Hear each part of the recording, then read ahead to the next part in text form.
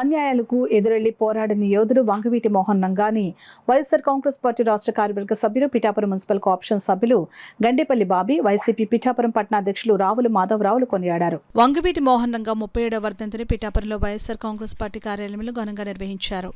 Gandepalli Bobby, Ravula Madhavarao, YSR Congress party నాయకులు, కార్యకర్తలు, అభిమానులు, కౌన్సిలర్లు చేతుల మీదుగా వంగవీటి మోహన్ నంగా చిత్రపటానికి పూలమాలలు వేసి ఘనంగా నివాళులర్పించారు. రంగాకు జోహార్లు పలికారు.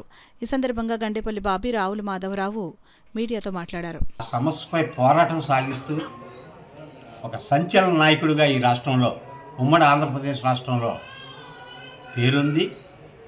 అప్పట్లో ఆయన్ని ప్రభుత్వం జైల్లో పెడితే విజయవాడ మొట్టమొదటిసారిగా విజయవాడ కార్పొరేటర్గా ఒక ఇండిపెండెంట్గా అత్యధిక భారీ మెజార్టీతో జైల్లో నుంచే నామినేషన్ వేసి గెలుపొంది తదుపరి కాంగ్రెస్ పార్టీ ఆహ్వానం మేరకు ఆ రోజు ఇందిరాగాంధీ, దేశ ప్రధానమంత్రి ఇందిరాగాంధీ రంగా గారి ఉన్న ఆదరాభిమానాలను గుర్తించి ఆయన్ని కాంగ్రెస్ పార్టీలోకి ఆహ్వానించి కాంగ్రెస్ పార్టీ అభ్యర్థిగా 1985లో విజయవాడ తూర్పు నియోజకవర్గం నుంచి తెలుగుదేశం గాలి బలంగా వీస్తున్న రోజుల్లో ఆయన ఎమ్మెల్యేగా గెలుపొందడం, నిత్యం పేద ప్రజలకు అందుబాటులో ఉంటూ పెత్తందారుల మీద తిరగబడుతున్న రోజుల్లో ఈ పెద్దలందరూ కూడా కొన్ని అగ్రకులాలు కుట్ర పన్ని మోసపూరితంగా దొంగ దెబ్బతీసి అప్పటి ప్రభుత్వ సహకారంతో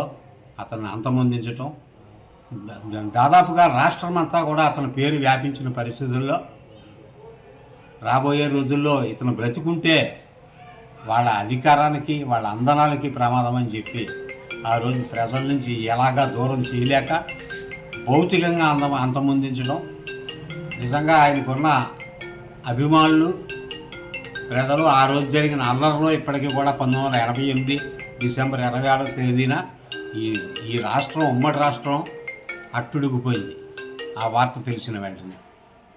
అప్పటి నుంచి ఇప్పటికీ కూడా ఆయన గుర్తుంచుకుంటున్నారంటే ప్రజల్లో ఆయన ఎంత బలంగా పాతుకుపోయాడో, ఆయన మీద ప్రజలకున్న అభిమానం ఏంటో కూడా తెలియజేస్తూ ఉంది. ఈ సందర్భంగా ఈరోజు మేము ఆయనకి ఘనంగా నివాళులర్పించుకుంటాం.